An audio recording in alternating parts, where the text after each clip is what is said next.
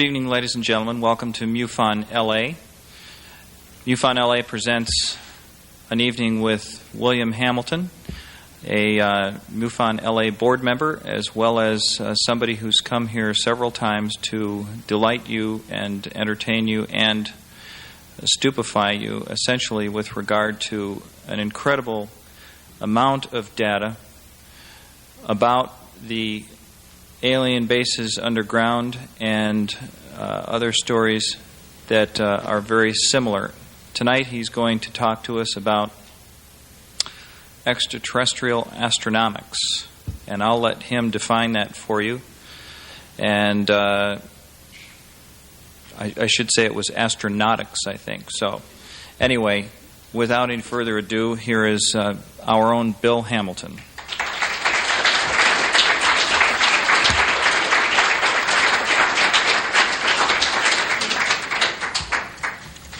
Thank you very much, Mark. I've been making a study of this subject for 45 years, and I've yet to encounter an alien who came to me with the command, "Take me to your leader." Because I'm afraid if he did, I would have to say, I don't know of anyone who speaks for planet Earth. Now, before I begin with my subject tonight on reverse engineering of alien astronautics, I have myself a couple of announcements.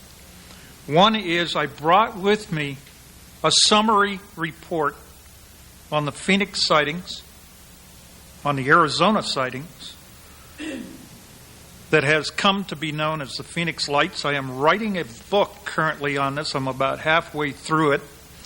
But meanwhile, this contains a lot of information, and I brought 30 copies tonight. They sell for $5 a piece. They're back on Vince Eulencott's table back there. Now, another announcement, and I haven't heard anybody mention this tonight. I had a phone call Sunday. I had called her previously from Linda Howe. And you've probably, if you have listened to the Art Bell show, have heard her reports. And right at the end of our conversation, she told me that she had received word that our friend, retired Colonel Philip Corso, suffered a near-fatal heart attack on Tuesday, June the 9th. And I have a report right here also. This has been confirmed by Dion Crosby and also Peter Gersten, our UFO lawyer. And it says here that at that time, doctors stated that the attack resulted in 95% damage to the heart and that they feared Colonel Corso would not recover.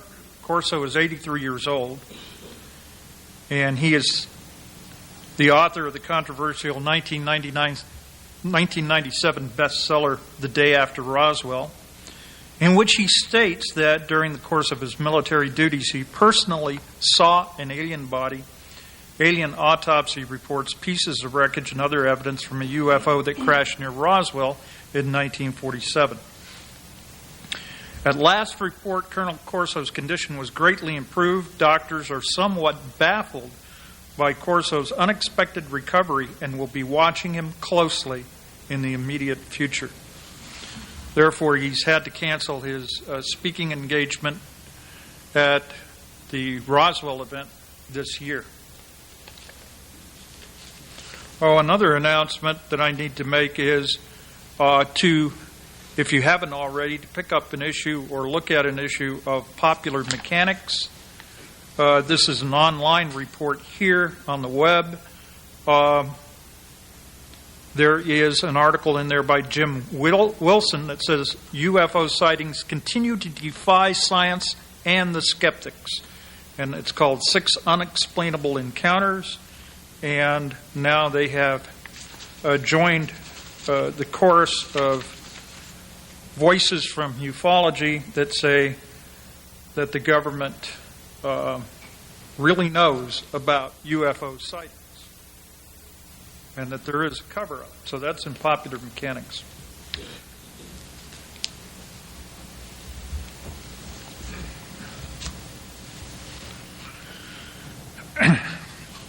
Many years ago, in fact, in the year 1630, Galileo penned a letter to Johannes Kepler. He said, "My dear Kepler, what do you say of the leading philosophers here to whom I have offered 1,000 times of my own accord to show my studies, but who, with the lazy obstinacy of a serpent who has eaten his fill, have never consented to look at the planets, or moon, or telescope?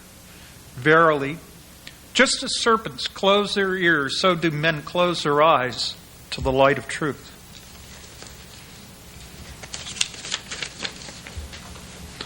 Now, alien astronautics is a subject predicated on the existence of intelligent alien life forms whose evolution occurred on an extraterrestrial world and who developed means to travel from their world to other worlds in spacecraft. Reverse engineering is predicated on the fact that we have acquired alien hardware through flight systems failure of an alien spacecraft or through communication and negotiation. Reverse engineering of mechanical parts requires extraction of information about an instance of a particular part sufficient to replicate that part using appropriate fabrication techniques. A human fabricated spacecraft consists of many subsystems integrated through various operational parameters. Our first search in the case of an alien spacecraft would be recognizable systems and parts. Foremost among these would be some sort of propulsion system. The most prominent UFO crash retrieval case, of course, is the Roswell case, but other UFO crash events have been reported, and a few investigated to lend support to the idea that some UFOs have malfunctioned and crash landed on Earth despite advanced technology. Some of our most advanced aircraft, including the F-117A, a stealth fighter, have malfunctioned and crashed. Sensitive electronic systems, when exposed to sources of electromagnetic radiation, have been known to fail or receive anomalous signals that cause the system to malfunction. It is not inconceivable that alien technology could have vulnerable sensitive systems, especially when operating in foreign environments.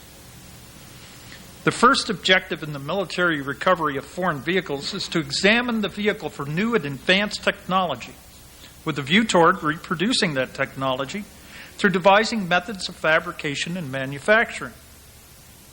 If this technology comes from another off-world culture, the objective has an even higher priority, as such a culture has demonstrated a feat beyond the capability of our own technology.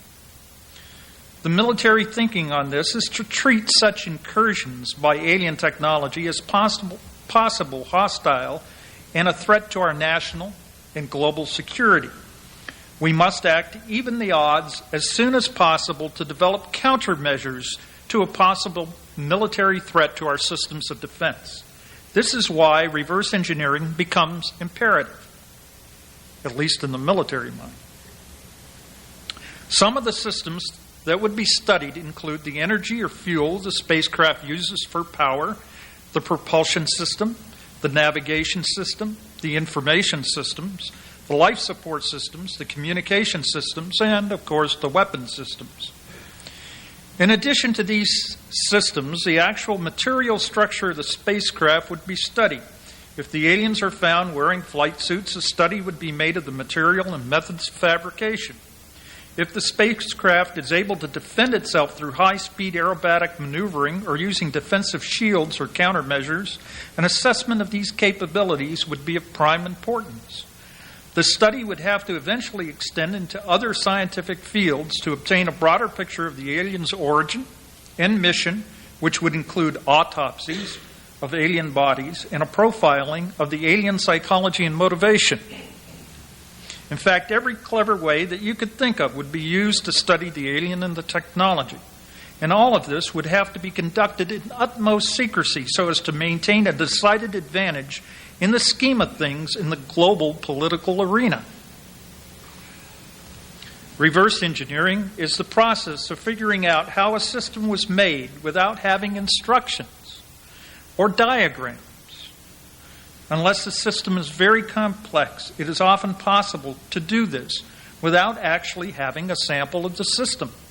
Some of the engineering disciplines that exist today that would engage in reverse engineering are culled from this list: bioengineering, biomedical engineering, chemical engineering, biotechnology, computer technology, adaptive systems and artificial life and artificial intelligence, computer-mediated communication and control systems, computing, alien computer, interaction, image processing, information retrieval and categorization, real-time systems, robotics, design methodologies, electrical and electronics engineering, materials science, materials engineering, mechanical engineering, computational mechanics, nanotechnology, and, of course, aerospace engineering.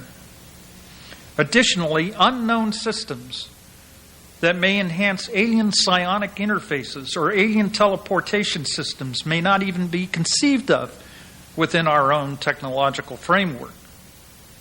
Some of these systems may be less amenable to reverse engineering until the time we make appropriate scientific discoveries. First, a word about reverse engineering, and then we will examine some of the claims that have been made and what we can infer about the evolution of our own technology based on testimony given by a number of sources, some of which still prefer to remain anonymous. We must also understand how secret projects are classified and conducted in the so-called black world. What distinguishes reverse engineering from forward engineering? In a sense, most engineering starts as reverse engineering, as inventors puzzled out how to imitate nature. Some of the first designs for flying machines imitated the flapping wings of birds to obtain lift. Nature is a large inspiration to engineers and inventors. Science may try to wrest the secrets of nature, but it is engineering that attempts to imitate or even surpass the works of nature. We mustn't forget that termites and moles have constructed underground structures and beavers have built dams. Certain fish propel themselves through water using jet propulsion. As soon as science uncovers more secrets, engineers attempt to put them to use. Forward engineering proceeds from there and attempts to improve on the original inspired work. In a sense, the arguments against reverse engineering alien technology are similar to the arguments against ancient astronauts engineering ancient buildings. Essentially, that argument is that humans are and were smart enough to conceive, design, and build all the technological wonders that we enjoy. While this may be true, we must bear in mind my former statement that much of what man has built is inspired by his observations of nature.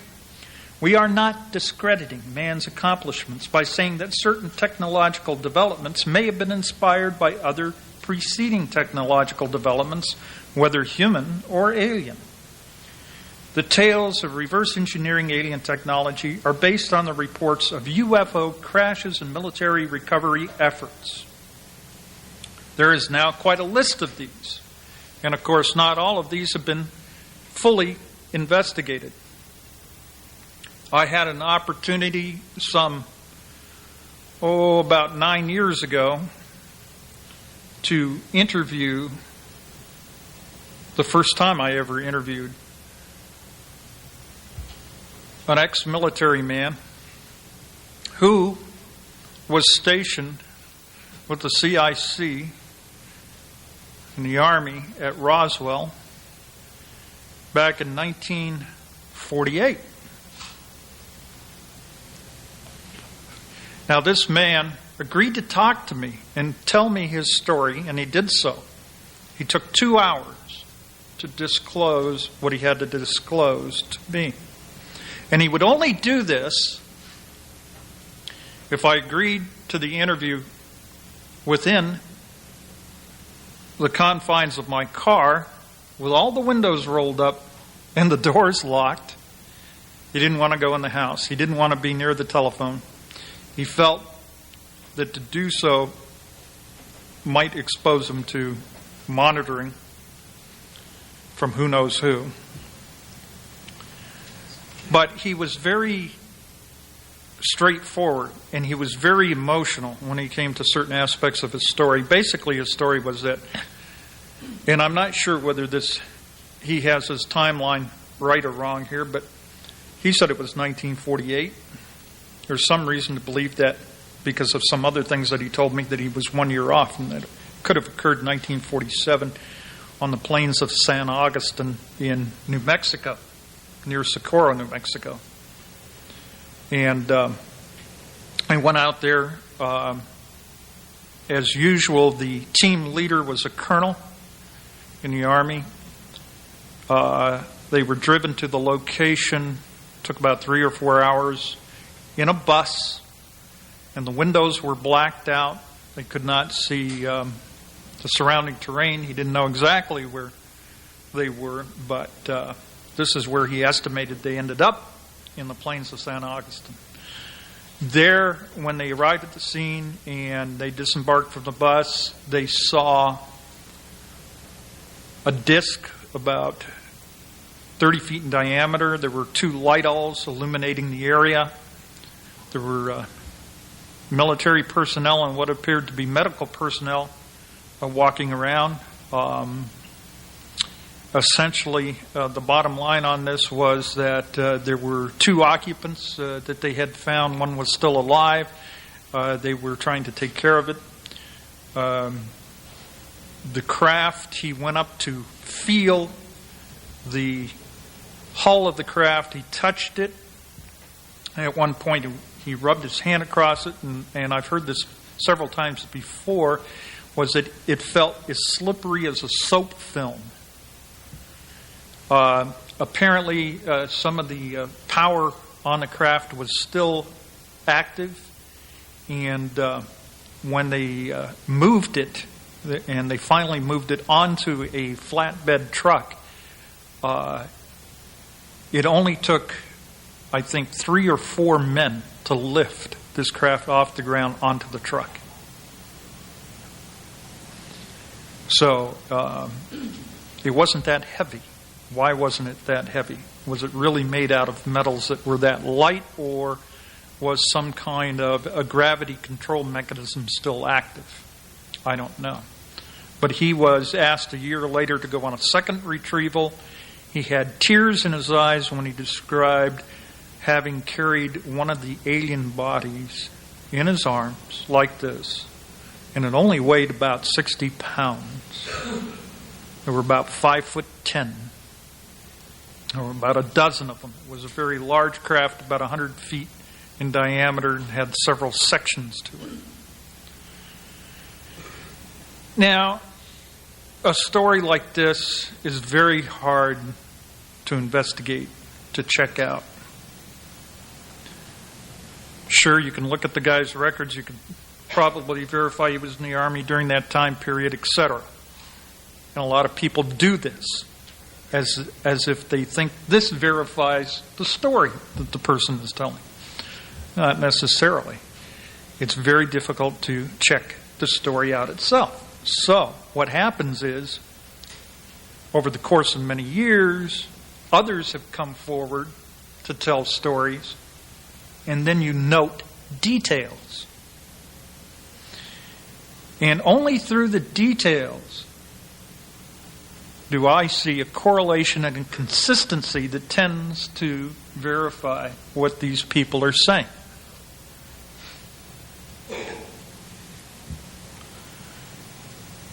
We can see now, I think, a short tape. This is a work in progress by my friend Ted Lohman from Tucson, Arizona, in an attempt to document all of these reported crash retrieval cases at this point before any of the investigators or witnesses die away on us anymore. And I'm very impressed by one particular case, which is the Kingman case. So we're going to show just the, my friend retired Colonel Wendell Stevens here, giving an overview for about the first 5 minutes of the tape. So let's see that.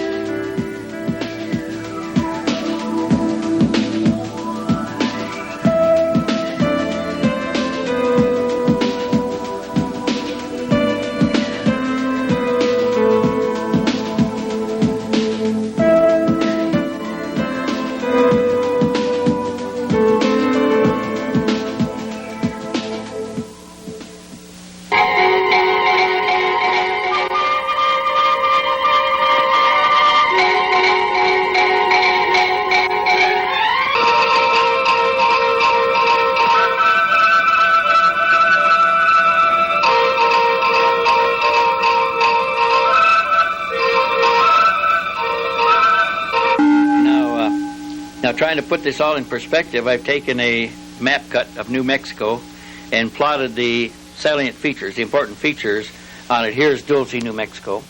Here's Los Alamos. Sandia Laboratories, Albuquerque here. White Sands Missile Test Range down here.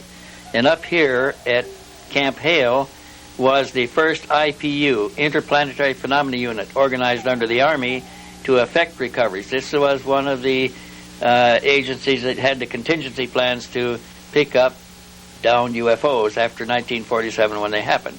Here was Mount Wilson, where the high-energy radar was installed on the top of the mountain in an experimental stage at the time, and believed to be the cause of many of these crashes. So now taking them in sequential order here, the first one that happened was the one we looked at here at Socorro, right here on 1 June 1947. The next crash that comes to our attention was on 3 July 1947, and it came down here southeast of Socorro, and another part apparently came down over here at Magdalena, or it may have been two vehicles coming down at the same time, and they may have been involved together. This is the Roswell crash, two of them together. Then the next event after that was over here on the Indian reservation. This may not be exactly correct. It may be up near Flagstaff on 13 August 1947, when another craft similar to the one that came down here at Socorro with six-fingered beings, 6 fingers and 6 toes, alien beings aboard, identical beings aboard the two craft, which also were identical, that came down at these 2 points. This one up here at Aztec happened next on the 15th of May of 1948. And then after that, on the 7th of July 1948, one crashed down near Nuevo Leon across the border in Mexico. And that was recovered by the Mexicans, turned over to the Americans. Then there was another craft that came down over here near Springerville, Arizona. In fact, there may have been 2 of them in this event that came down in December of 1949. Now, this is the New Mexico scenario. The Socorro crash happened on the night from May 31st, June the 1st, 1947, and we... Okay, well, that's one particular overview that we have of these reports. And more reports can be added to this list right up to the present year. However, investigators have obtained little information on most of these, little or to no corroboration by multiple witnesses, and questionable physical evidence. Yet the stories persist, and the list has gotten longer over the years. The Roswell incident has been the most compelling of the crash retrieval stories because of the sheer number of witnesses who have testified to this event, albeit there are discrepancies when trying to recreate the actual scenario of what occurred. Without publicly available records and mostly human testimony, the actual events around these early crashes may never be known. The military agenda for recovered alien vehicles was to learn as much as possible about the technology. To do this, they had to turn to the experts in corporate America, to companies that had long-standing relationship with and which had the facilities to conduct studies and maintain the vow of silence on their findings. The engineering of secret technology to satisfy DoD requests is conducted under a classified umbrella of programs and projects, the most secretive of which are known as special access programs. There are even unacknowledged special access programs. This is what has been referred to as the Black World. Lockheed Skunk Works developed the U-2 and SR-71 spy planes in the Black World. The money for financing these projects is part of a black military budget that recently exceeded $14 billion. This does not include the costs of operations and construction. Two of our famous stealth aircraft, the B-2 and the F-117, were born in the Black World but have become part of the White World now. The existence of the so-called Aurora spy plane was denied by the Air Force. The expenditure of these funds is in itself a secret and a mystery. We now know that Area 51, the Nevada Flight Test Base, has been the home of classified aircraft projects since 1955. Engineers, technicians, and security personnel generally do not talk about their experiences in the Black World. In some cases, workers have reported that security was oppressive. I have had engineers tell me that not only were their activities at work monitored, but their leisure time activities and their conversations with friends. The back engineering of alien space technology would probably rank as the deepest Black World project in terms of secrecy and security. It also carries with it a natural cloak of security because it sounds too incredible to be true. Many would not believe it without an overwhelming presentation of evidence, and yet the intense security surrounding these projects make it nearly impossible to obtain such evidence. Researchers have attempted to obtain what little evidence they can from testimony, leaked documents, and direct observations of secret sites outside the security perimeters of these sites. However, a new form of evidence may have recently emerged from the pronouncements made by one President Jack Schulman of the American Computer Company, and some of that evidence yet remains to be examined, as there are many claims that are coming from this company, including the fact that they themselves are reverse engineering a part that was missed by some of the earlier companies. And they call this the T-cap or transcapacitor, which they say they are now introducing into their line of computers that they manufacture and sell and distribute. So time will tell. With the handicap of limited disclosure, we can still try to reconstruct an overview for alien astronautical systems, and from this, learn something about the aliens who developed this handiwork.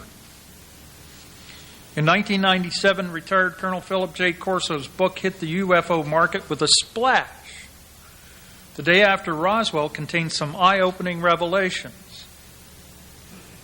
The Colonel divulges how he spearheaded the Army's super-secret reverse engineering project that seeded extraterrestrial technology at American corporations, such as IBM, Hughes Aircraft, Bell Labs, and Dow Corning without their knowledge. Now, this is very interesting because I will bring this up as we go along, especially in relationship to Hughes Aircraft and Bell Labs, and also the Bell Aircraft Corporation, because all of these aircraft companies were involved in researching and developing what we would call anti-gravity technology back in the 1950s.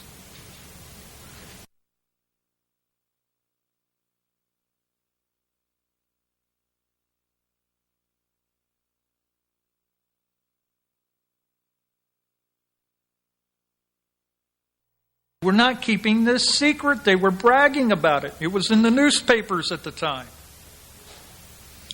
And some of us have dug up some of those old newspaper articles, and we said, hey, what happened to this development? What happened to these predictions that were made?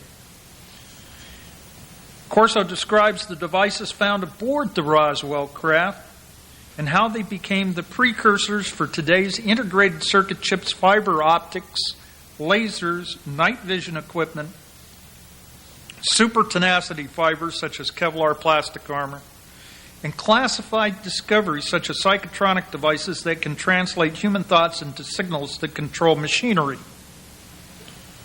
That really interested me because I wrote a paper, and it was published, called Coming, the Mind-Reading Computers. Back in the 1970s, there was an attempt to use an electroencephalograph and a special purpose computer that would interpret brain waves. And they interpret these brain waves in terms of phonemes, parts of speech. Okay, and a lot of people don't know this, but some of this was published, and I collected articles on this back in the 70s and early 80s from publications such as Computer World and the LA Times and various sources until it just suddenly went silent. And that's when I wrote my particular piece from all these various articles that I had read. But I was very concerned over the fact that a brilliant scientist named Dr. Zimmerman had developed a transistor that could amplify human brain waves 1 billion times or more, making it unnecessary to attach electrodes to the head in order to pick up these brain waves. In other words, he could be a foot away, maybe even 3 feet away, which could put him in another room. And, of course, what I indicated from this was now, if you just extended that to some incredible range, and I'm not saying that they've developed anything like this, but you could imagine, and this is what engineers do, they could imagine how they can increase the efficiency of something that has already been developed to the point of where you could put such a mind-reading computer on a satellite. So then, go to the Supreme Court and ask about your privacy rights. Stealth aircraft technology. And Star Wars particle beam weapons.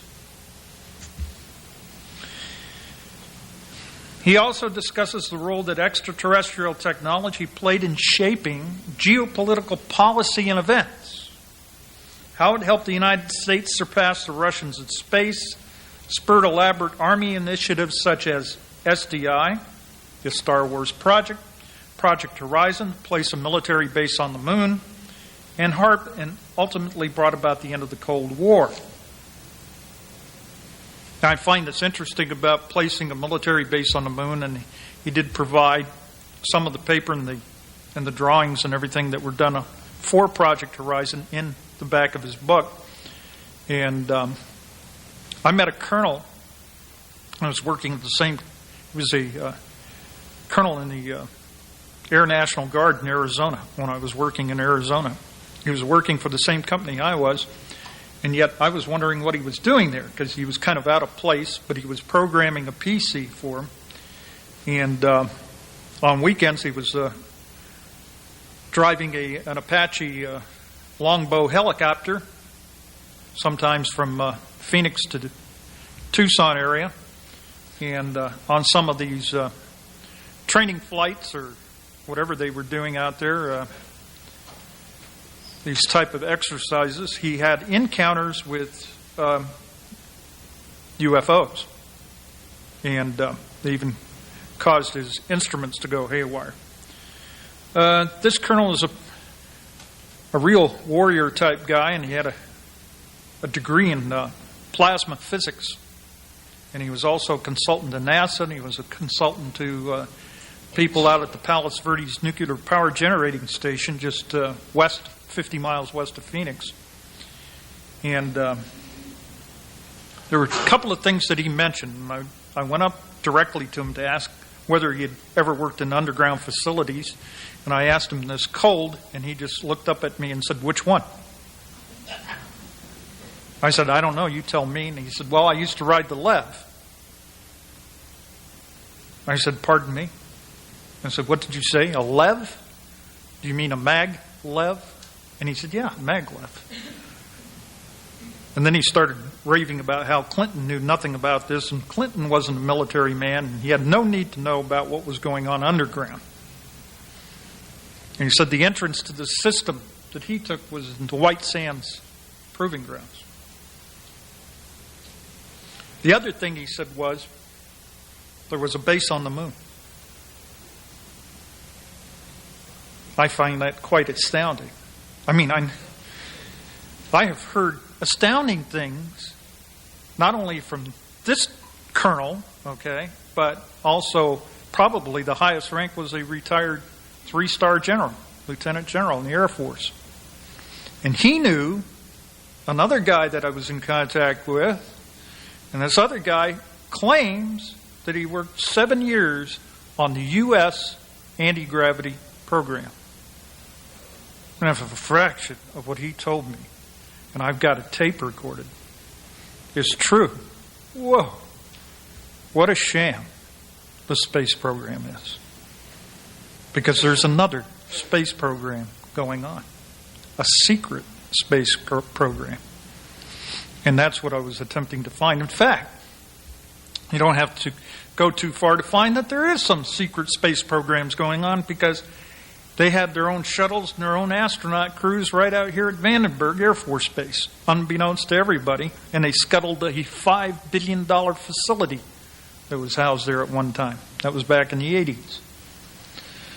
But the kind of space program he was talking about is using a spacecraft that can leave the bounds of our atmosphere and travel to the planet Mars at 0.8 C, 0.8 the speed of light. And I said, how do you know that? I've been there, he said. Colonel Corso also said, by the way, the general and the scientists knew each other because they said they both worked at Area S9. Yeah, there's more than just S4. There's S1 through S9. S9 is associated with Teledyne Ryan Corporation. Colonel Corso also said that captured UFOs were or are kept at Norton, Edwards, and Nellis Air Force bases. And of course, we know that in 1989, the controversial, now very controversial, Robert Lazar had come forward with the claim that he had worked on reverse engineering project at Site S4, a site 10 miles from the Groom Lake test site. And I can tell you there is such a site as S4. And I talked to people that worked out at the TTR, that's the Tonopah Test Range, who said S4 was strictly off limits to them, even if they had a top secret clearance. They also told me another story, which were tales of this lieutenant, this WAF in the Air Force, who was out there and saw some strange lights coming out of the ground at Papoose Lake. And apparently there are rumors rampant that there's some kind of a underground alien base or something out there at Papoose Lake. Although Lazar's credentials were questioned, no record of his claimed educational degrees as a physicist could be found. Colonel Corso's credentials were a matter of public record. Others have spoken out as witnesses to captured UFOs or reverse engineering projects. The early investigation of gravity control mechanisms and anti-gravity flight systems was conducted by numerous aircraft companies on defense contracts in the early 50s. The timing of this research suggested a project involving duplication of saucer technology was once a priority of aircraft companies. Here's a quote. Comes from the 1950s. Conquest of gravity, aim of top scientists in U.S. The initial steps of an almost incredible program to solve the secret of gravity and universal gravitation are being taken today in many of America's top scientific laboratories and research centers. A number of major long-established companies in the United States aircraft and electronics industry Electronics industry? Yeah. Key point. Also are involved in gravity research. Scientists in general bracket gravity with life itself as the greatest unsolved mystery in the universe. But there are increasing numbers who feel that there must be a physical mechanism for its propagation which can be discovered and controlled. And of course we bring this up because from the very beginning, the behavior of what I will call the flying discs in our atmosphere has been such that as the early rocket pioneer, Professor Hermann Ober, stated that they must be propelled and controlled by an artificial gravity field that they're generating that's freeing themselves from the forces of gravity and inertia.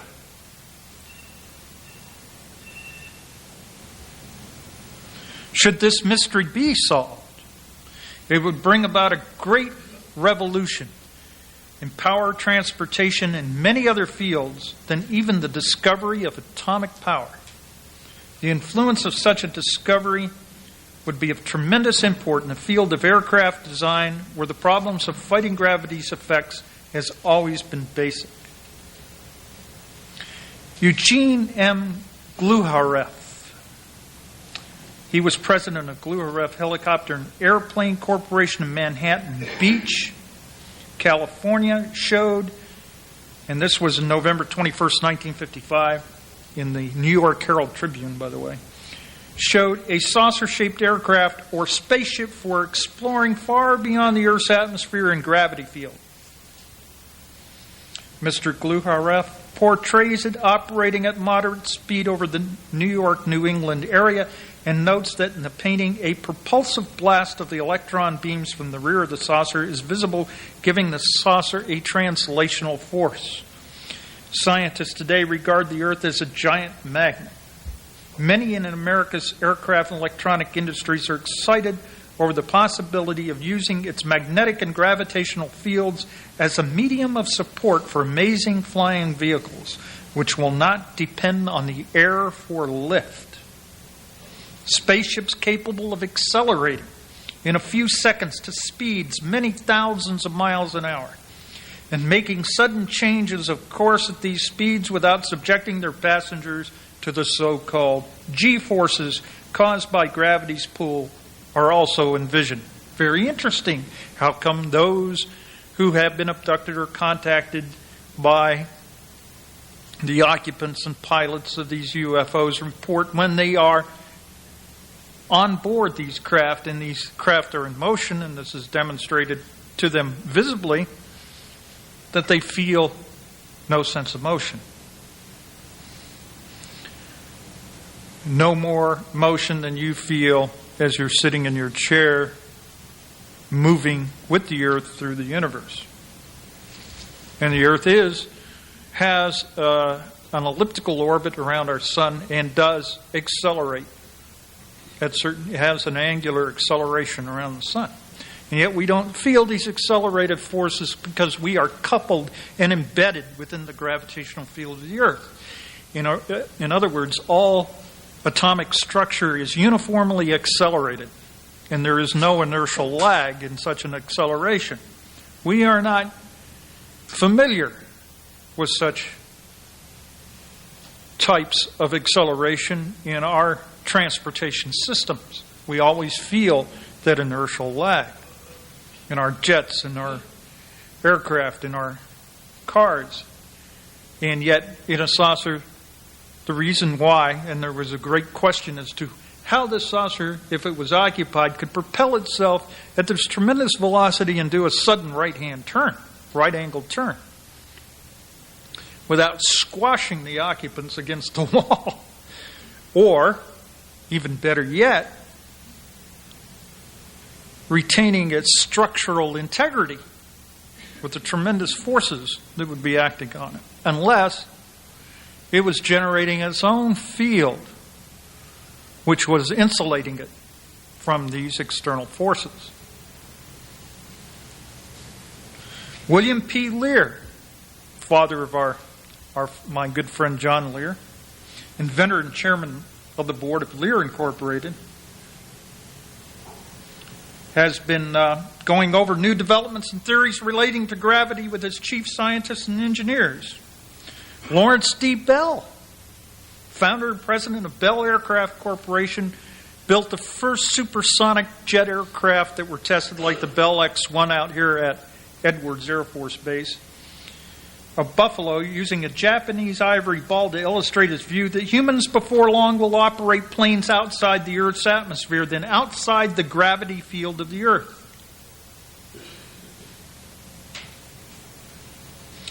He told the correspondents, aviation as we know it is on the threshold of amazing new concepts. The United States aircraft industry already is working with nuclear fuels and equipment to cancel out gravity instead of fighting it. The Wright brothers proved that man does not have to be earthbound. Our next step will be to prove that we can operate outside the Earth's atmosphere, and the third will be to operate outside the gravity of the Earth. So said Lawrence D. Bell. They were on the verge of amazing breakthroughs. 1955. There were predictions that we would not see propeller-driven or jet aircraft in the 1990s, that we would exceed the velocity of rockets with little expenditure of fuel. I have not seen a Boeing aircraft that does not use aviation fuel and jets to propel itself through the sky yet, and it's 1998. What happened to these predictions? Well, many years ago, and I'm going to show you a little bit about this in the second video I have to show you, and then there will be a little bit more, and then we'll come to a resting place here. The American scientist Townsend T. Brown had been working on a problem of what he called electrogravitics for more than 30 years, a localized gravitic field used as a ponderomotive force has been created in the laboratory. Disc airfoils, there we go with the disc again, disc airfoils 2 feet in diameter and incorporating a variation of the simple 2-plate electrical condenser, which is what they called capacitors back then, charged with 50 kilovolts and a total continuous energy input of 50 watts, have achieved a speed of 17 feet per second in a circular air course 20 feet in diameter. More lately, these discs have been increased in diameter to 3 feet and run in a 50-foot diameter air course under a charge of 150 kilovolts, with results so impressive as to be highly classified. Variations of this work done under a vacuum have produced much greater efficiencies that can only be described as startling, and also eliminating the explanation that the propulsive force was due to an ion wind being generated. Work is now underway developing a flame jet generator to supply power up to 15 million volts. Such a force raised exponentially to levels capable of pushing man-carrying vehicles through the air or outer space at ultra-high speeds is now the object of concerted effort in several countries. Oh, really? Effort? With money behind it? What happened to this effort? Or is it too highly classified to reveal? Once achieved, it will eliminate most of the structural difficulties now encountered in the construction of high-speed aircraft. Importantly, the gravitic field that provides the basic propulsive force simultaneously reacts on all matter within that field's influence. The force is not a physical one acting initially at a specific point in the vehicle that needs then to be translated to all the other parts. It is an electrogravitic field acting on all parts simultaneously. Subject only to the so far immutable laws of momentum, the vehicle would be able to change direction, accelerate to thousands of miles per hour, or stop on a dime. Yeah, I saw such a vehicle stop on a dime, sailing right over my head back in the summer 1958. looked as big as a 747 when it stopped hanging in the air, but it was 1958 and they didn't have any 747s, but that's the way I describe it. It looked like two cones joined at the base. No wings, no tail structure, no jet. It just hung there in the sky, and I wondered what miracle kept this huge object hanging in the sky. It had this translucent hull through which this light was shining. It had two brilliant lights on either end, and it did this, along its longitudinal axis, it did this flip. Now, I had a friend with me. I tapped him on the shoulder. He was looking through my telescope, and I said, look. And he saw it just as, from a dead stop, it just started moving very rapidly. I mean, it didn't accelerate as you would think something would accelerate from a standing stop. It just moved very rapidly in a curve that took it up into the clouds. Now, it sounds just like this. Subject only to the so far immutable laws of momentum, right?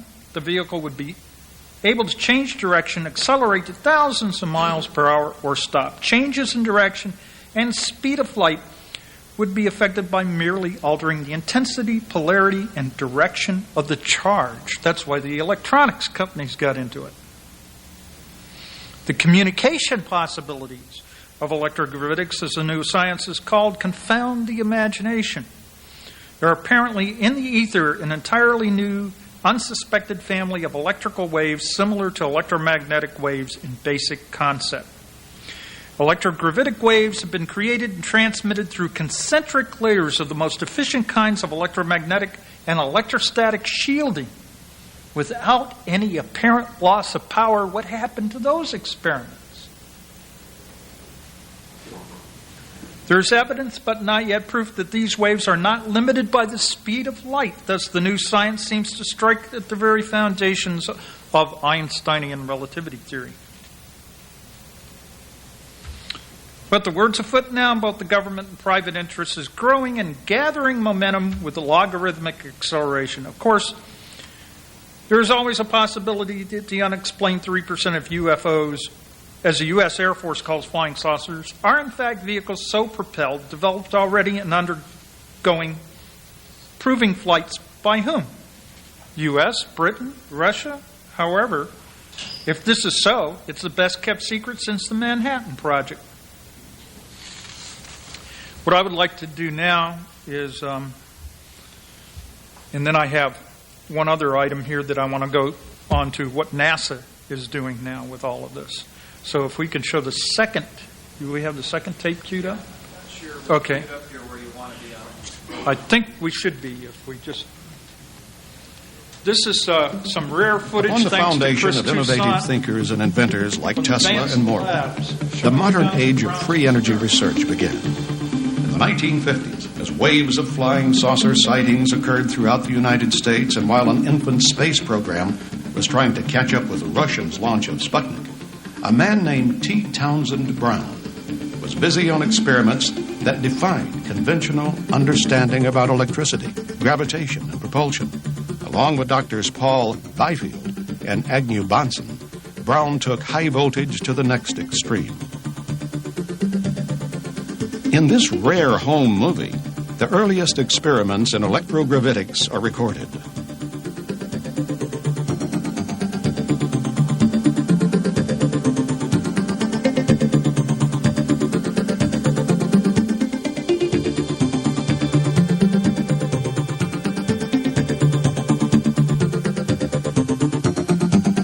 By using high voltages over 20,000 and up to 200,000 volts, Brown discovered that highly charged capacitors would exhibit a noticeable thrust in one direction.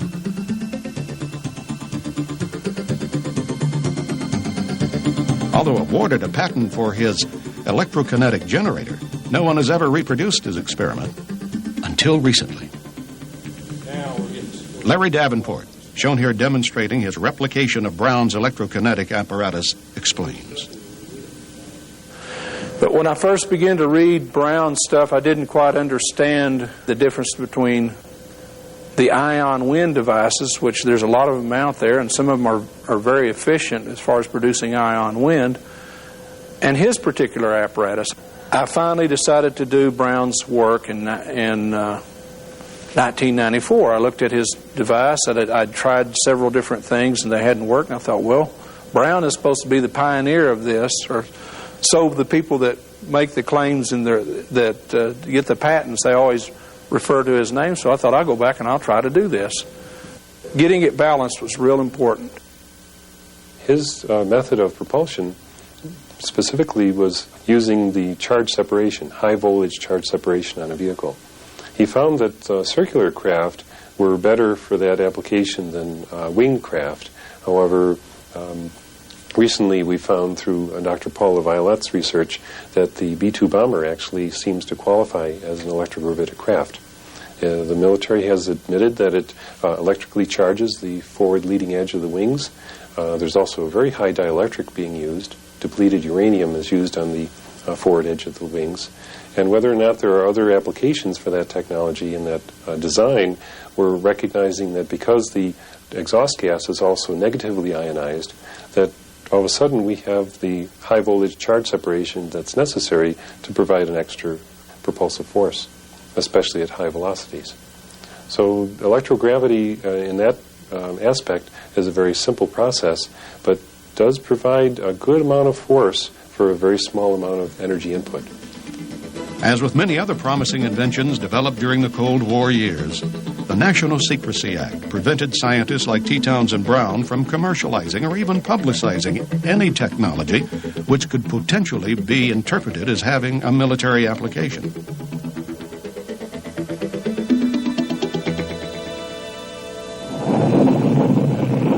The triumph of America's space exploration program gave way to the era of limits in the late 70s. Interesting, huh?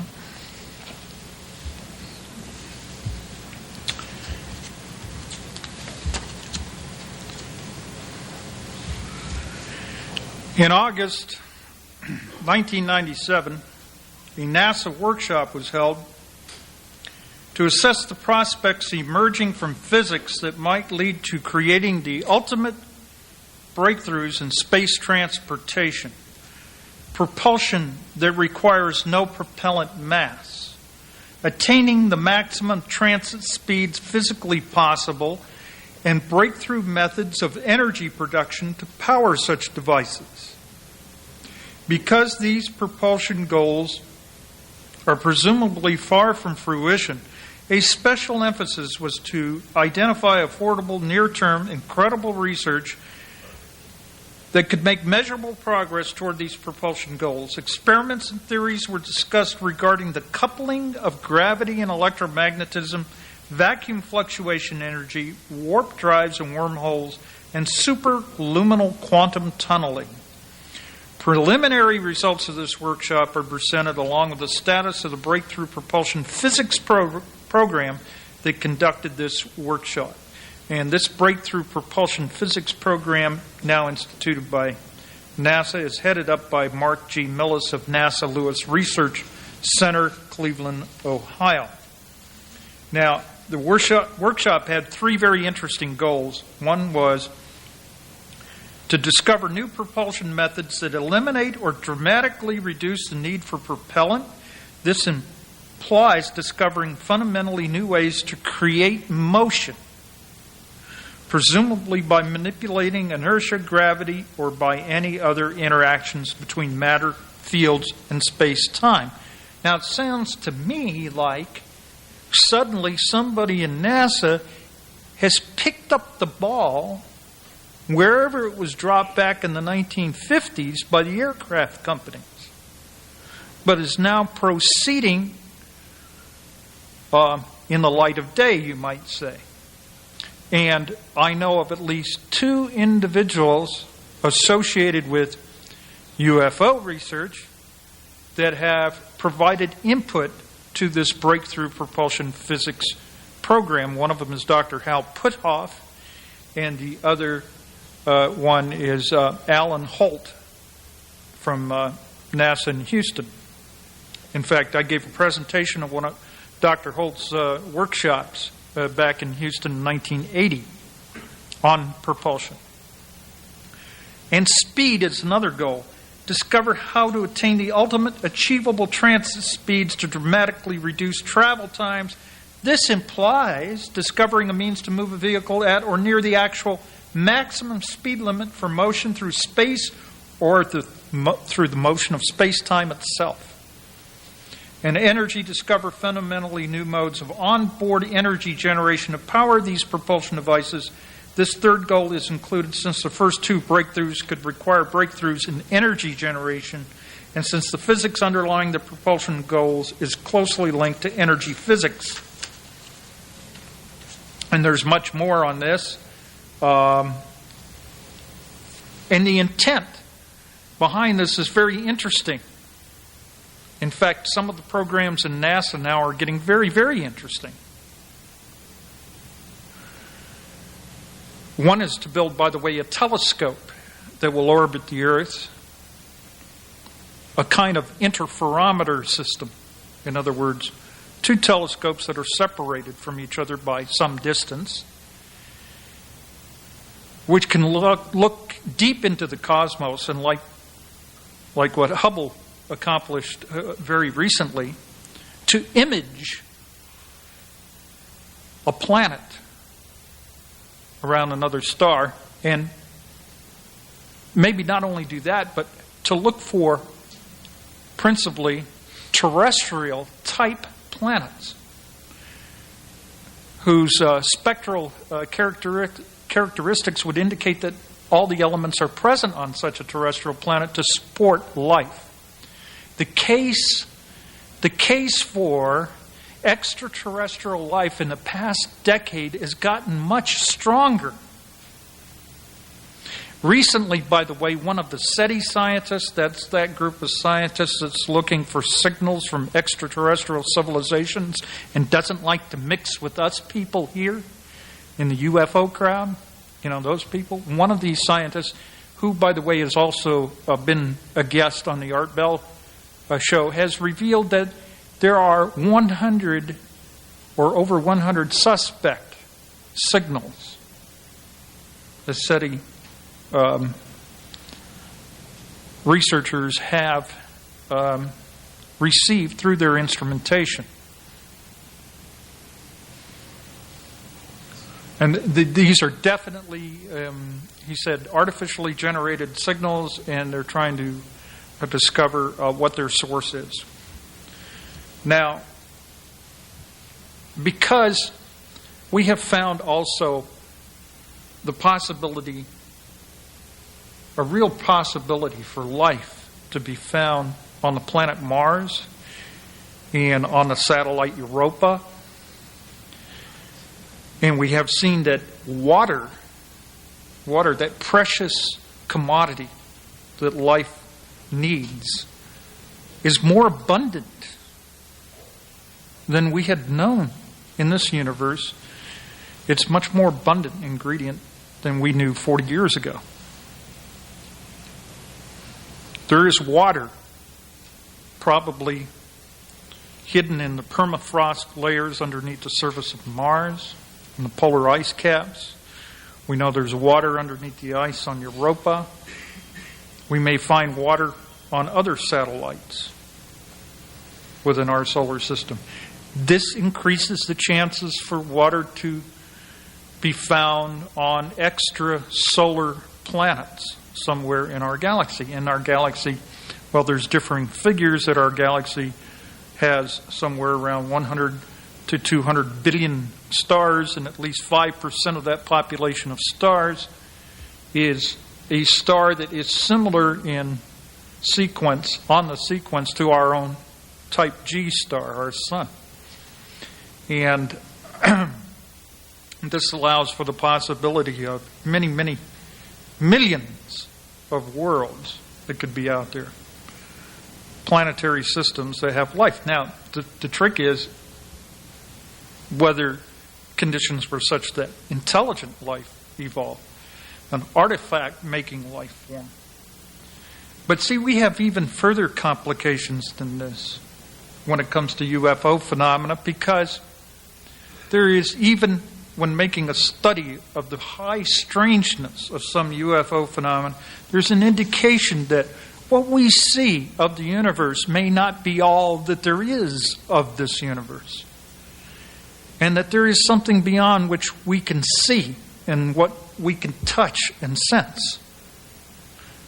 And that something is along a different vector of dimensions in space-time. I believe, in fact, that there are extra dimensions to time, not just space. And it is something that needs to be explored. And there's a lot of, and this has fascinated me, there's been a lot of weird time phenomena that has occurred to humans that they have experienced and reported. Not just in the Bermuda Triangle either. Weird time phenomena. Now, there are other statements. There was a statement made by a scientist who worked many years on the Nevada test site that he has knowledge of anti-gravity craft out on the test site. There are sources that one of my contacts, one of my newly found friends, Robert Collins, is in contact with. He went on television some years ago, 1988. UFO Cover-Up Live, I believe, was the show, and he was given the code name Condor. Right? But he claims to have many sources, and he's been corresponding with me about many things, including his interest in the Phoenix Lights. And by the way, when I was investigating, and there were, for all of that, hundreds and thousands of witnesses there were in the Phoenix area, there were only really two of us that conducted some kind of systematic investigation. But one time and I'm sad to say that the probably only other person from Mufon, Arizona that could have participated in that investigation decided to decline and went on a debunking campaign deliberately, and is still on one today. He's tried to recruit compatriots on this debunking campaign. And he really hopped on the bandwagon when the Air National Guard came out and announced that there was a flare drop on that particular night, and probably what people had seen or videotaped were flares. I can assure you that when you read my book, you will see that not only did people not see flares, but it will even call into question as to whether the Air National Guard was telling the truth about that flare drop, because they have, guess what, changed their story over time to better explain what was seen. So during the course of this investigation, by the way, this guy came in and he was wearing the insignia of a colonel in NASA, was in on one of our meetings over there at Village Labs in Tempe, and I looked at him and I said, "Excuse me, who are you?" Because, I mean, we were all talking there and he just sat down. Came out of nowhere. Jim didn't say anything. Mike didn't. Nobody in the meeting said anything. And he looked at me and he said, "I'm nobody." I said, "Huh? Okay." Then he said something more, and I turned around and looked at him. He said, "And I work for a very big company."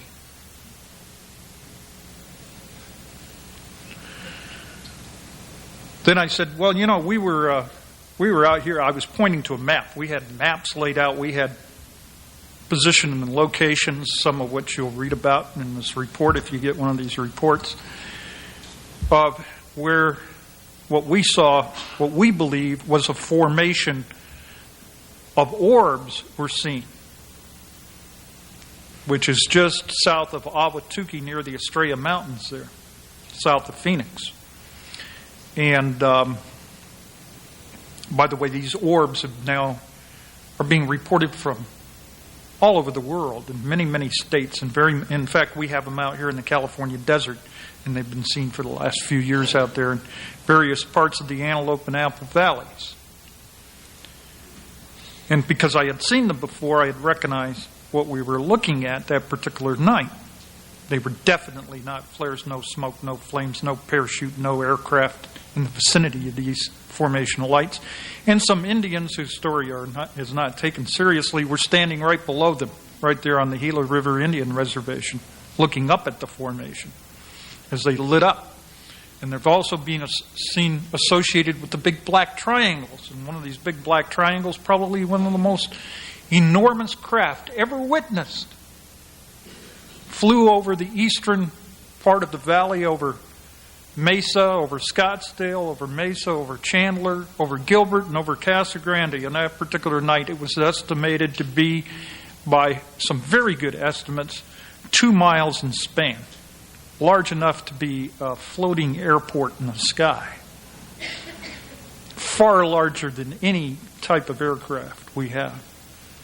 And for anyone who says, well, maybe it was a lighter than air vehicle, because this has come out too, is this craft was seen accelerating at tremendous velocity and then slowing down and kind of putting along at 50 miles an hour. No lighter than aircraft can do that. At any rate, I asked this colonel, I said, he said, I saw them too. I was out there that night as well. Where were you? And he pointed to a place on the map about 5 miles from our position. I said, you got any idea what they are? And he said, what would you do with the information if I told you? And I said, I don't know. I said, I'm just curious. I said, you got any ideas? He said, well, I got a new base up there. And I said, who's got a new base up where? And then he started talking about anti-gravity, warp propulsion, and he lost me. And I said, what are you talking about? And he said, well, have you ever heard this or that or the other thing? And I said, no. Where are you getting this from? He said, well, I just know it. Then he grabbed my arm. And he's looking at my arm. I said, what are you looking for? And he said, you've been abducted. I said, how can you tell that by looking at my arm? I said, this guy must be crazy. Right? I said, as a matter of fact, I did have an experience. I said, but how do you know? He said, well, there's certain things I'm trained to look for. I said, who the hell are you? He said, I have to go now. And he stood up. And then everybody paid attention to him, and he said, what you people need in your research here is an agenda. Right? He stood up. He had the presence of a CEO, right? And then he turned around and walked out. Hadn't seen him since. I asked him, I said, who is this? Oh, they drop in here all the time, these military guys. There's remote viewers, and they're looking for this, that, and the other thing. I said, oh, really? I said, you didn't tell me that. And Jim doesn't tell a lot of people a lot of things. But there are some very, very interesting people that dropped in on us. And I have yet to interview a professor over there at Arizona State University who allegedly was part of a skirmish with aliens on the ground when he was part of a military contingent back in 1966 south of Fort Huachuca, Arizona. Also now we have a new witness, as Linda Howe told me, who was back in the CIA back in the 1950s, who was taken out to the Groom Lake area and then 10 miles south, possibly to the present site of S4, and shown inside the mountain 7 discs out there. The retired lieutenant general says, "Oh, I know for a fact that we have too many secrets, and there's at least 5 underground levels out there." How do you know that? I've been down there. I got to tell my story before I die. I have cancer. Never did get his story. Something happened. There's another guy here in town, retired Marine sergeant that I know. Participated in a retrieval in Vietnam.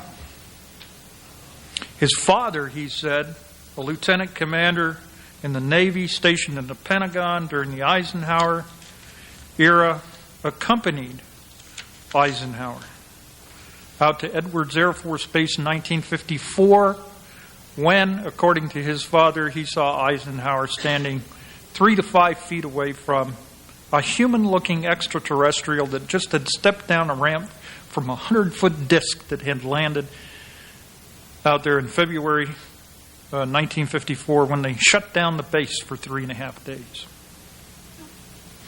I want to close this off with a thought, but some of these thoughts aren't too new. This was from an unpublished manuscript written by Sir Isaac Newton, who stated, "As all regions below are replenished with living creatures, not only the earth with beasts and sea with fishes, and the air with fowls and insects, but also standing waters, vinegar, the bodies and bloods of animals and other juices, with innumerable living creatures too small to be seen without the help of magnifying glasses, so may the heavens above be replenished with beings whose nature we do not understand. He that shall well consider the strange and wonderful nature of life and the frame of animals will think nothing beyond the possibility of nature, nothing too hard for the omnipotent power of God.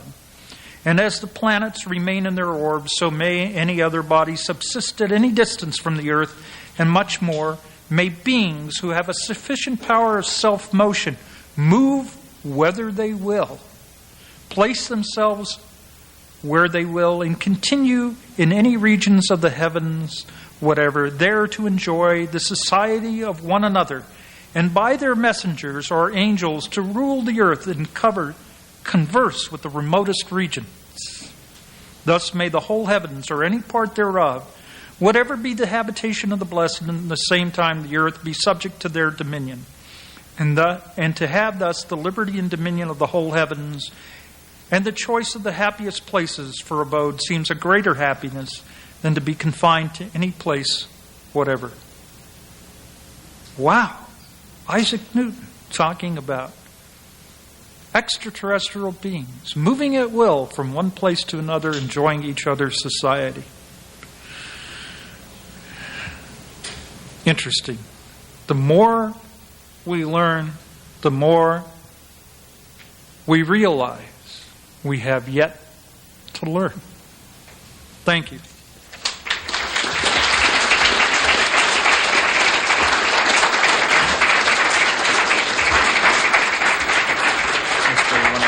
Questions? We can do that, or do they want to take a break? Or we'll field some questions. Okay. All right. Okay. Ladies and gentlemen, we're going to have a question-answer period right now. So if you're interested in asking Bill any questions, there's a microphone we'd like to ask you to step up to, and you could form a line behind each other, getting ready to ask those questions. Thank you.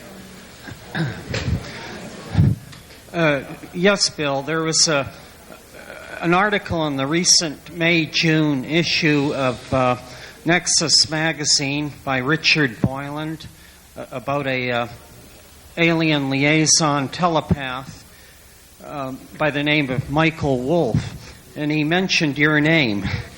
Do you have any comment on that article?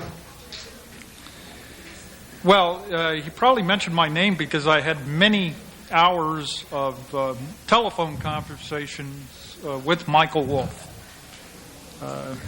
Very interesting character. He wanted me to come and visit him very much. And from time to time, I'm still in contact with Michael Wolff. I don't know exactly what to make of him, but I think he's a very brilliant man. Well, evidently they tried to erase his past like they did with Bob Lazar. Well, this is what he has said, yes. Yeah. Yes. Because he did. Stanton Friedman and others tried to investigate his background and could find no substantiation. It's true. Yeah. Okay, thank you. Okay. Hi, Bill. Hi. You didn't really get an opportunity to talk about the underground bases too much, and I was wondering if maybe you could talk about those and even some of the ones here in our local areas. Well, of course, that's a whole subject in itself. There's a 2-hour tape out on that. And actually, I haven't learned too much that I could add to it. I do get additional stories from time to time. The latest story comes from a man who works security for the Bendix Corporation somewhere in the Saugus Newhall area. I believe he was located back in the late 70s. And he said he witnessed them transporting the device they made for the Navy. And they lowered it underground, and it was transported through a tunnel all the way up to China Lake. There's no way for me or any other investigator I know, Dr. Richard Sauter investigates this too, to go in there and physically verify that that tunnel is there. However, what we do rely on is kind of an interdependency of information from these various sources to see how they match up. And we do have some things that have been requested on the Freedom of Information Act that show underground construction. They're definitely, I have a 3-ring binder full of material on this. Thank you. Excuse me, Bill, have they ever tried to apply this flying saucer technology to the car industry, the truck industry, or the shipping and boating industry to make much more efficient electrical-powered land, sea, and air vehicles? Well, no, simply because it's not in the commercial sector. If it were, I'm sure that it could be applied to almost all forms of transport, especially the Brown effect. Yes, well, have they ever tried to make it commercially possible? No, not yet. Okay, thank you very much. Okay.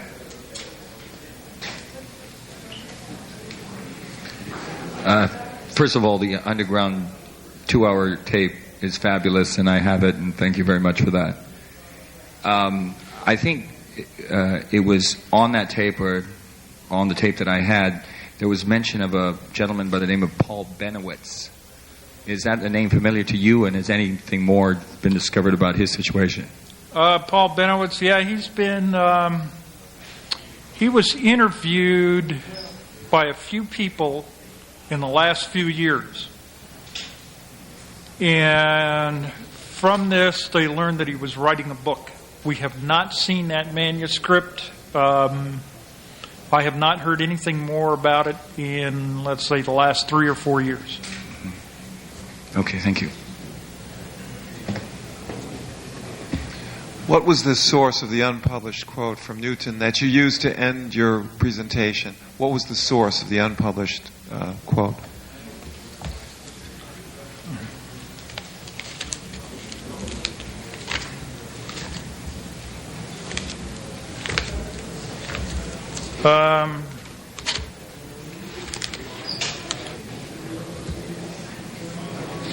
It's an unpublished manuscript quoted in the Religion of Isaac Newton by Frank Manuel. Manuel? Manuel, yeah.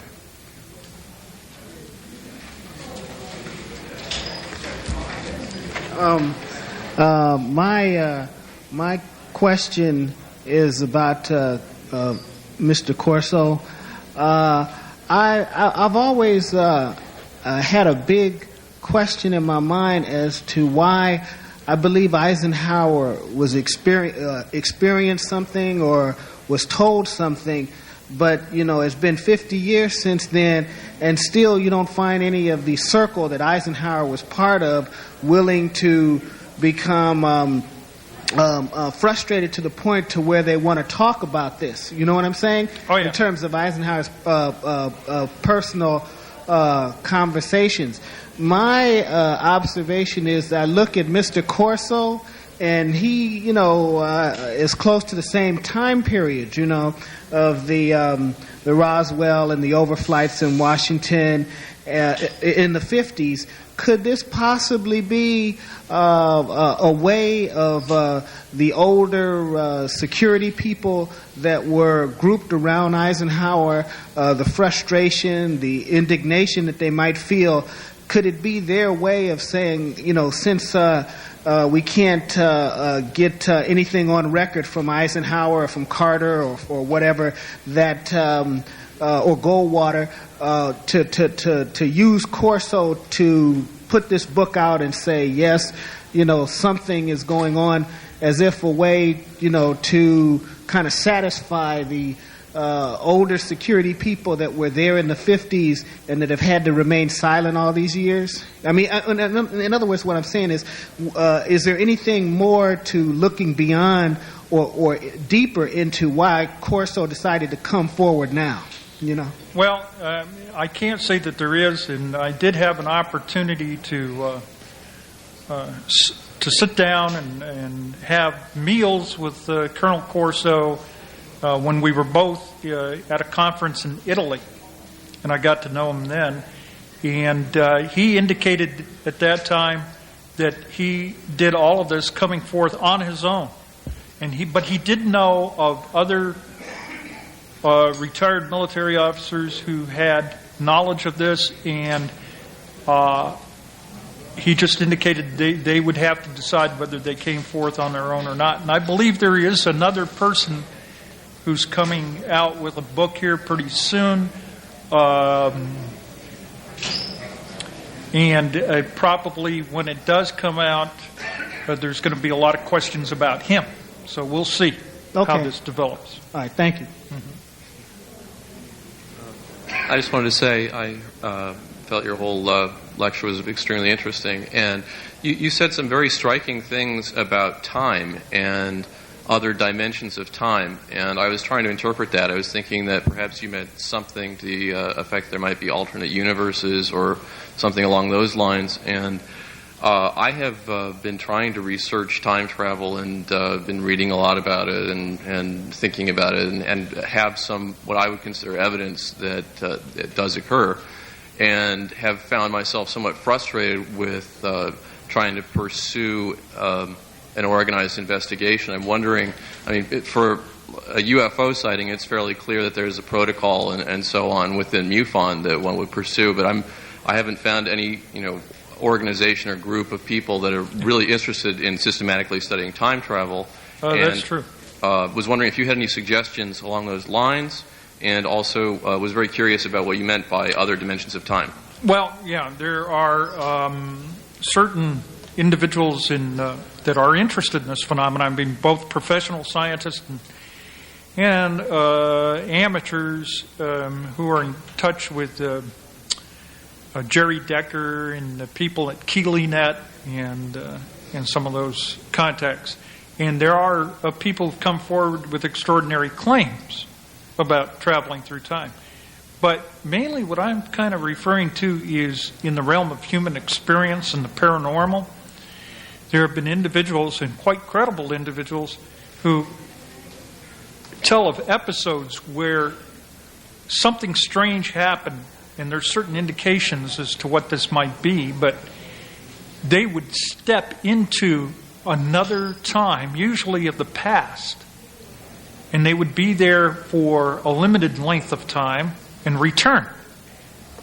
And this indicates that if this is really physically happening, and we do find that a lot of people tell these experiences and they're not believed because we cannot envision how this happened, when scientists are trying to tell us it takes enormous quantities of energy to accomplish even any kind of transport through space or time.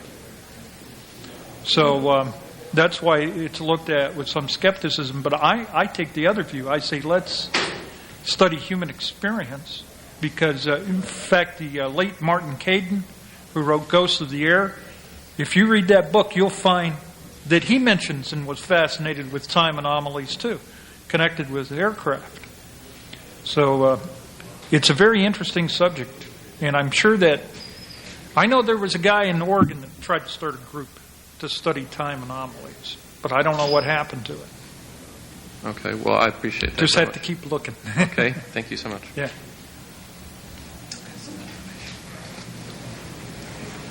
Yes, Bill, could you just elaborate a little more on the trips to Mars that you had mentioned earlier? That this man who told me this, by the way, verified he is an aerospace engineer. I cannot verify that he's also a physicist except by his writings, and I have some of his papers. And he claimed to work shoulder to shoulder with a race of human-like beings just like us. I forgot where he said they were from, if it really matters, but it was these people who were guiding him through the... He wasn't back engineering so much as he was on trying to explain the physics of what the engineers were doing. He was investigating the physics of it with the assistance of these beings, so he claimed. And he worked in underground facilities at Nevada Test Site, China Lake, Edwards Air Force Base, maybe other places. And when I asked him this question, or I put this question to him, he said that he had been on this craft, had gone to Mars, and I asked him, where did you go? Where did you land? And he said, we went underground on Mars. And there was a base there where they landed. And he would not describe the base, who put it there, or whether it was our base. Nothing. He shut up about that. But in order to just evoke a little bit more information out of him, I asked the question, are there Martians? And there was a real pregnant pause before he replied, and he simply said, yes. And I said, and what do they look like? Now get this, he said, like the ancient Egyptians. Now there's a book out, I find this fascinating, by Graham Hancock, just recently put out, about the connection between the planet Mars and Egypt. Is somebody onto something here? I don't know, but I think that's quite a coincidence, because there were people wandering around in the 1950s here in California telling me they had met Martians, and they had olive skin, dark hair, dark complected. I don't know how many of those stories. They were never little grays, they were always human. Yet we don't see any cities on Mars, not the canals. We know the atmosphere is carbon dioxide. It's very thin. Where do they live? But we do know that Mars once had apparently abundant water on its surface and probably had conditions that could support life. So if there are people on Mars, maybe they do live underground. Who knows? Thank you. Bill, fascinating subject is the one where most people who have claimed to have close encounters of the fourth and fifth kind have experienced the inside of a craft where it actually appears much larger on the inside than on the outside. Can you speak to the knowledge that you might have in the area of physics on that, or any knowledge that you might have picked up along Well, the only thing I could say about that is that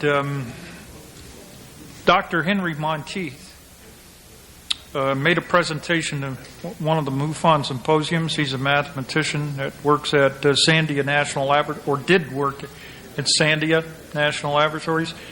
And he was following a scientist, I can't remember his name right now, but very interesting scientist who had been blinded in an experiment. Burkhard Heim, and that was it. And Heim had proposed 6 dimensions in his theory. He had some very interesting theories, and one of them was kind of a modification of ether theory. But he talked about 6 dimensions, and one of the dimensions he mentioned that I thought was interesting was the dimension of scale. That there could be the scalar dimension in space that was changing through some of the shifting of the dimensions of space and time, so that, for instance, we see something from the outside and we're not within its influence, and it looks to be small. And we can enter it, though, and as we enter it, it's very much larger on the inside than the outside. We have had a change in scale. Now, what that means exactly as to what happened there is a mystery. And that is one of the mysteries. I hope that answers your question. Okay, so did you have one more question? Just one more question. Okay, Maybe it was asked already. But has anyone, to your knowledge, interviewed Corso and asked him why he left out any specific references to other people that in all his work as an intelligence officer could be used to follow up and corroborate his story? He mentioned some companies, but not one name. And a man of his intelligence, articulation, and training as an officer in intelligence could have given substantial documentation. Well, the only thing that he told me about this was that he was writing another manuscript. He was writing it, not having a ghostwriter write it, okay, in which he was going to include information he had not previously revealed. And he was mentioning some names in this. Now, how far he's gotten through that manuscript, I don't know. But primarily, he's going to talk about the role of Wilbur B. Smith. And he takes a prominent role in this new book. And the other question is, and this has to do with war and peace issues. In the discussion of Corso's statements, his claims, have any ufologists questioned the wisdom of fighting the extraterrestrials to a standstill, as he has described, in what presumably, if his information is correct, are black ops operations targeting extraterrestrial craft and presumably destroying some? Has there been any discussion about the significance of such actions, if true? Well, I mean, there's been some discussion, but not as wide as you might think, because these particular actions are still questioned, so to speak. I mean, not fully accepted that this is going on, so, they don't challenge it or say, well, I mean, we do understand what the implications are. A former intelligence officer in the United States military who claims to be part of a project to back engineer extraterrestrial technology, and then describing what sounds like a secret war against the extraterrestrials, which would appear to be in violation of all international law, the Constitution, the chain of command. This is pretty heavy stuff, and yet I'm wondering, where is the interest in this aspect of the story? Well, there's a lot of interest, but the thing is, we have to go step by step to kind of verify the parts of the story, And right now, there's a lot of people just concentrating on the role that AT&T played in early reverse engineering, Bell Labs specifically. And if that can be established, we go from there. But I think we're almost running out of time here. Okay, real quick. On the beginning of the videotape that you showed, the first tape showed the saucer bouncing and then crashing, presumably. I have no information on that footage, but I'm given to understand that the footage is authentic, but they don't know what it is that's burning up. It could be a test flight of some kind. Thanks. I had a fella tell me that he knew of an anti-gravity suit. Have you ever heard anything like that? Not lately. Okay, thank you. Okay. Mark? All right, thank you for all your questions. I'm going to wind it up now.